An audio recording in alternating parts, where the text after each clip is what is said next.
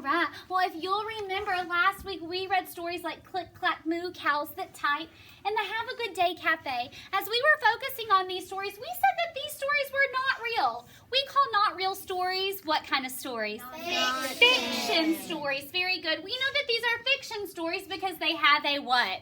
Beginning, middle, and end. And when you talk about the beginning, middle, and end, you can retell them. Very good. These stories also have a plot.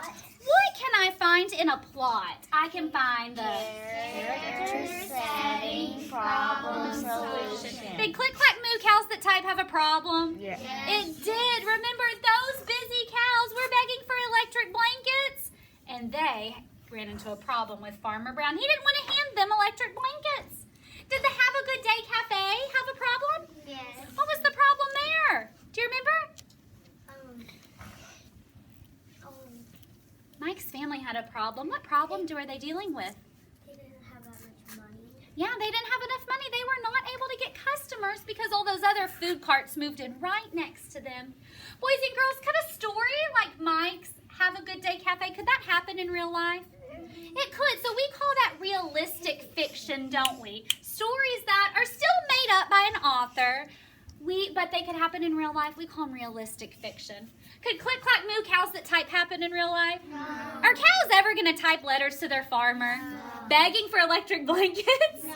No way. So we call this kind of fiction fantasy. Say fantasy. Fantasy. Fantasy means it could never happen, not even in a million years.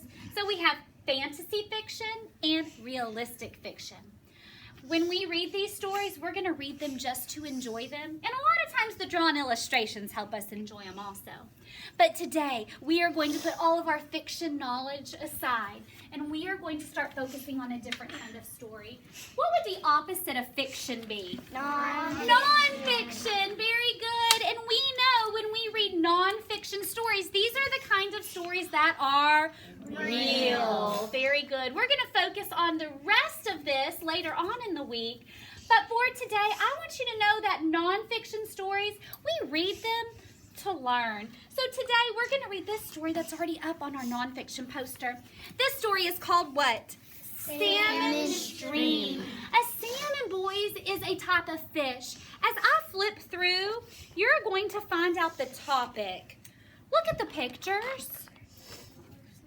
We know the topic is what something is all about. As I flip through these pictures, what do you think the topic of Salmon Stream is going to be? Raise your hand when you know. Raise your hand when you know what the topic of Salmon Stream is. Tell us, what do you think the topic is just by glancing at the pictures? Salmon just swimming in the water. Salmon just swimming in the water? I think those salmon that have been on almost every single page is going to be our topic. So today, what do you think we're going to get to learn about in this story? Salmon. Remember, non-fiction stories are real, and we read them to learn. In the book Salmon Stream, we are going to hear some special information about salmon's life cycle. So be on the lookout for that. I want you to turn your listening ears all the way up. I want you to zip, and I want your mind to go zap. Listen as we read Salmon Stream. This is the stream in the forest. This is the water, clear and cool, that flows in the stream in the forest. You ever seen a stream? A stream is just a moving body of water. It's not as big as a lake or a pond. It's much skinnier. This is the deep and shady pool filled with water, clear and cool, that flows in the stream in the forest. This is the nest of rocky gravel far beyond the shady pool, filled with water, clear and cool, that flows in the stream in the forest. The egg of salmon born to travel hides in the nest of rocky gravel, far beyond the shady pool, filled with water, clear and cool, that flows in the stream in the forest. Do you see the salmon eggs on this page? Do you think you could point to the salmon eggs? Yeah. It's those little reddish orangish circles. And it said that they were born to travel. What do you think the author meant when he was trying to teach us that these are born to travel? What does that that mean? Maybe since they're like little eggs, they can just like roll. Oh, maybe they can roll? What do you think they meant when they said born to travel? Whenever whenever they hatch, they can go. They travel all around the river. I think you're right. Are they going to be made to stay in one spot when they hatch? No, they're going to be made to travel all around, like you said. What do you notice about the words in this story so far? Have you noticed anything? What have you noticed? Yeah, they're kind of repeating themselves, aren't they? They're going to keep saying the same chunk of words, filled with water, clear and cool, that flows in the stream in the forest. But they're going to keep adding on more and more to it. Be listening for that pattern. Oh, you're noticing that they're rhyming? Cool, pool, they both say. Ooh. Very good. Oh, wow.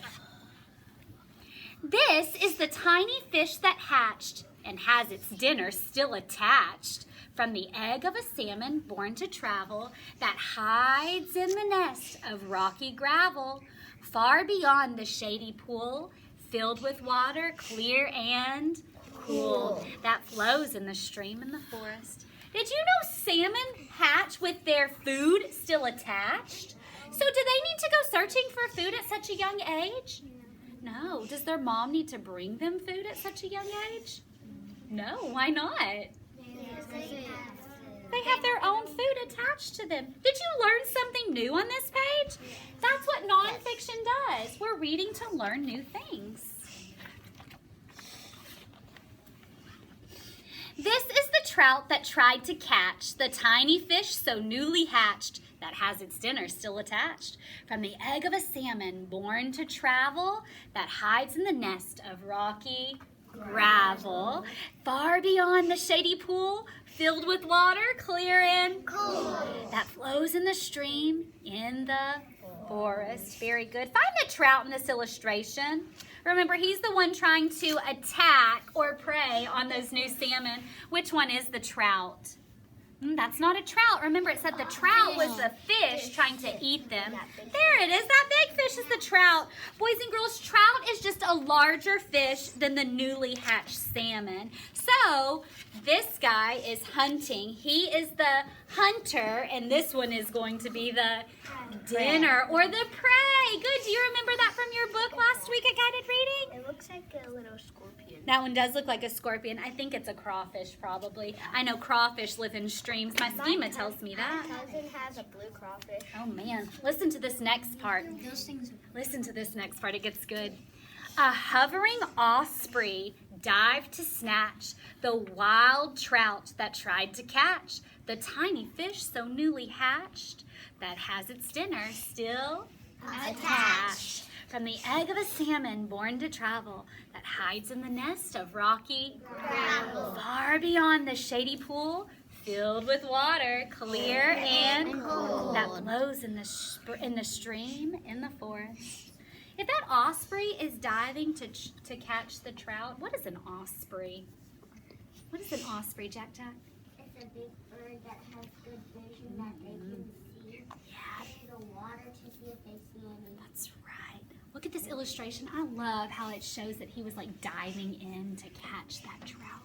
So if they eat trout, are they a plant eater or a meat eater? Meat eater. Meat eater. Hey, you were able to infer that. The author never once said that. But when you read to learn, you can infer new things as well.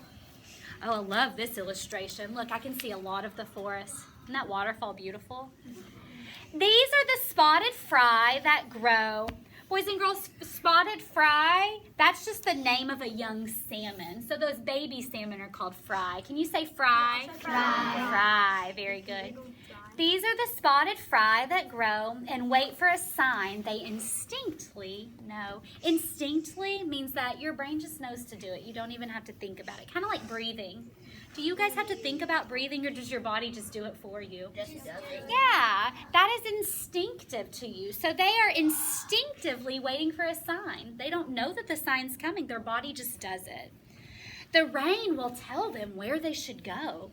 They will leave the place where the osprey snatched the wild trout that tried to catch the tiny fish that so newly hatched, that had its dinner still attached from the egg of a salmon born to travel, that hides in the nest of rocky gravel, far beyond the shady pool, that's filled with water, clear and cool, that flows in the stream in the forest.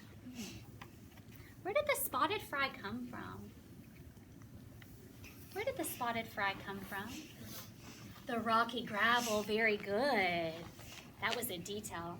Oh, look. This picture has changed so much. What can you infer from looking at this picture? What can you infer, Kinsley? There's a waterfall and then it's gonna like push them maybe. Okay, maybe the waterfall's gonna push them. That's a good inference. Were you able to infer something different? It's night Oh, what made you say that? because I can kind of see the moon up there. A picture clue. Me too, me too. Will you go turn that off for me, Sadie? What else were you able to infer? Right here Yeah? and right there. What do you know about that? Probably they're in the place for fish. Oh, maybe that is the place where they can go to fish. That's like the dock or the bank, maybe? I know. I want you to turn and talk to your partner about what you can infer.